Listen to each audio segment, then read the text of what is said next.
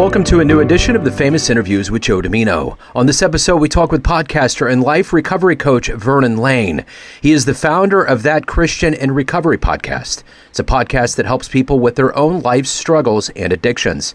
He also works as a certified recovery coach, minister, and speaker. By sharing his experience, he helps others master their lives by first teaching them how to accept themselves, then by creating a new life through applying spiritual principles. He started drinking at the age of 12 and grew up in a dysfunctional family. He ultimately found recovery, and today he has been over 11 years clean. He's got a great story. Enjoy this interview. Nice to meet you. Thanks for taking a minute out for the program. I appreciate it. Yes, sir. Yes, sir. Let me try to get you. Before we get into your life as a life recovery coach, you know, we've gone through quite a thing with COVID for the last 3 years, and I'm curious how you survived that time period and how it's changed the way that you live your life now. Wow, man. Wow. I mean, the reason why I say wow, man, is because a lot of people went back out during COVID. And what I mean by that, a lot of people lost their clean time during that time, you know. So that's why I said, wow, I never even thought of that. Yeah, that's a heck of a story. You know, and I have a story. Me and one of my best friends were talking about. He also in recovery. And basically what that is, man, it's more than just making meetings. You know, you got to have a solid foundation. Because what happened at COVID, it really lets you know what you're recovering from. How is your program? Is it solid, or is it just about making meetings? So yeah, that's a heck of a topic to share on. Yeah, it's a big deal, and you know, I'm curious exactly what you do, and to get to the heart of that, I'm going to put you in front of a bunch of kids at a career day at a grade school, third graders, and one of the kids looks up and asks you, what do you do for a living? How do you answer them? What I do for a living? Oh, I'm a stationary engineer for a living. That's my real job. Yeah. Yeah. I'm a stationary engineer. Basically, I boil water for a living. And then you're a life coach as well. Yeah, I'm a life coach too. Yeah, but like I've been doing life coaching 2 years. What did you want to be when you were in the third grade? When you were growing up, what was your dream to become? Man, I was going to be a professional football player. Yeah, no, I ain't played professional. No, I just went to high school level. Just played high school. But I excelled, though. I was one of the top players. Yeah, that was my passion, you know. I think one of the first words I ever said, I said it was football. Nice. Very nice. Yeah. So what is it that you do as a life coach? How would you explain what you do? Basically, what I do, I help people get in contact with their passion. I help them, straighten out their vision of what they want to do in life.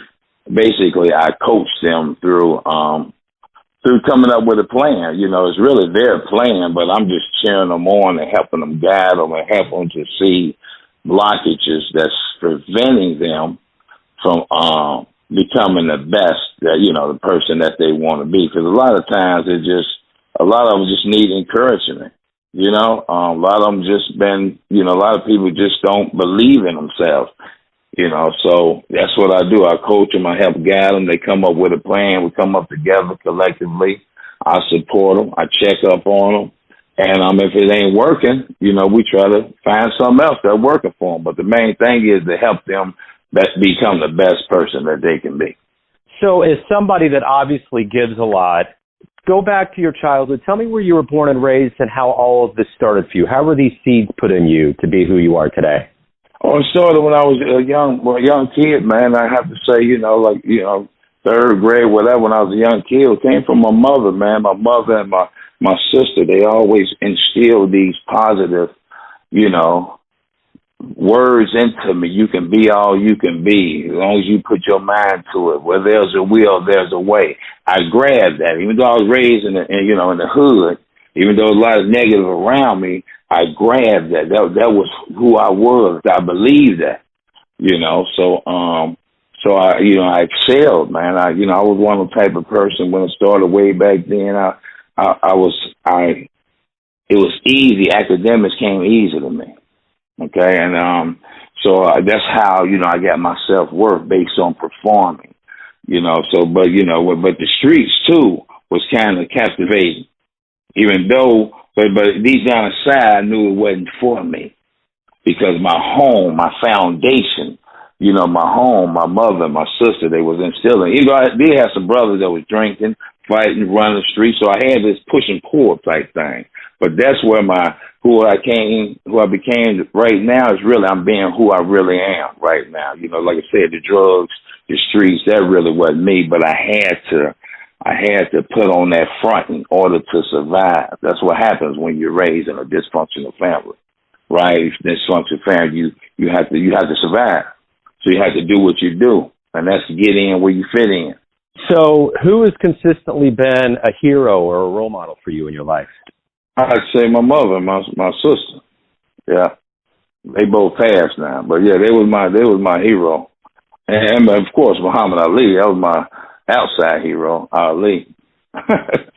yeah, for sure. To get to the core of you, every day we wake up, we have things that we want to do. We have motivations. What's your motivation? What is it that gets you through the day that makes you feel good about what you do? Man, I have to say, man, what God has done for me, man. Right? I'm just talking about just gratitude. Just every single day I think about where I come from, right? And I'm talking about from the horrors of addiction. Talking about from being homeless, hopeless, didn't want to live no more, and all I did was call on God and He helped me.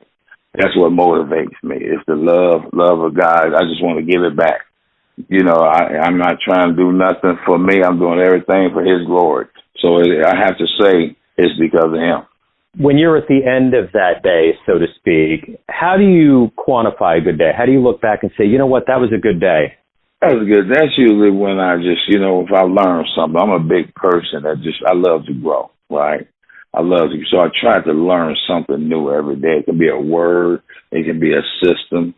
That makes me feel a good day. And also, too, when I can just, touch somebody's life, just by listening to them, calling them, just hearing them out. Like I said, I deal with people, in active addiction. I deal with people. Not a lot of my clients are not even addicts. They just regular people, But I have to say, from growing, from learning, and from just giving back to other people, that I know that's a good day, just by helping other people.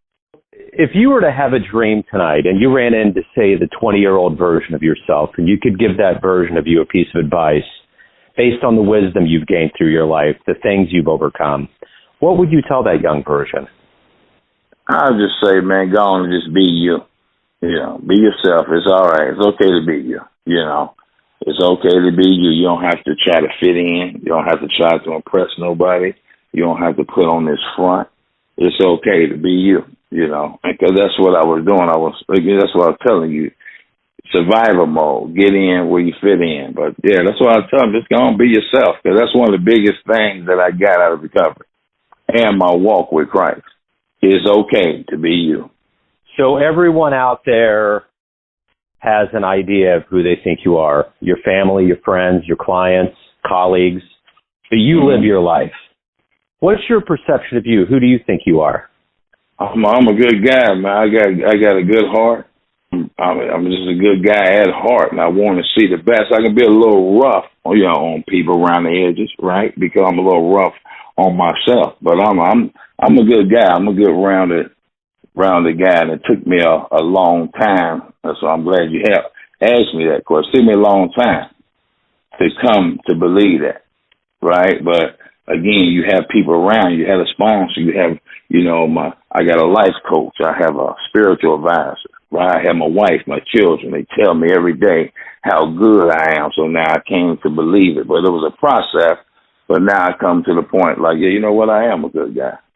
And I do have a good heart. What's been one of the best success stories you've had with working with somebody? Working with somebody, or whether that's for coaching or just working with them, period. It could be either one. It could be coaching, or it could be either one. Let me see. Best success, probably one deeper than this. But I just remember one time I shared in a meeting one time, and I was just basically sharing how, and as far as relationships, right? As far as the guy was having trouble, with his wife, And I just shared my experience, and then basically I was just saying, focus on you. Don't worry about your woman. Just focus on you, and she'll fall in line. And I remember a while back, when he seen me again, he was just elated. He just gave me. He said, "Man, it works. That works. That works. That works." And that's what I remember off top. That one story, how excited he was, and how his relationship, got better because he stopped focusing on his relationship and he focused on himself. And I was telling him that women will naturally follow a man who's working on his own goals and his passion. So I have to say that's the one off top. Wonderful, man. Hey, if anyone out there wants to hire you as a life coach, learn more about you, anything revolving around your world, where can they go? Well, they can Google me, because I pause the website for a minute, but they can go to Google Sick and Tired LLC. That's where they can go, or they can just email me at sickandtiredrecovery@gmail.com. Beautiful, Vernon, man. This has been wonderful. Thank you for being raw and open and giving me your story. I really appreciate it. Man, I appreciate it, man. It was nice meeting you, man. I really enjoyed that, man. Thanks for tuning in to another famous interview with Joe Dimino, where we cover the world of art, literature, business, spirituality, music, and more from around the globe. If you want to hear more interviews, visit the Famous Interviews with Joe Dimino channel on YouTube. You can find us on Spotify and Apple Podcasts. Thanks again for listening, and until next time.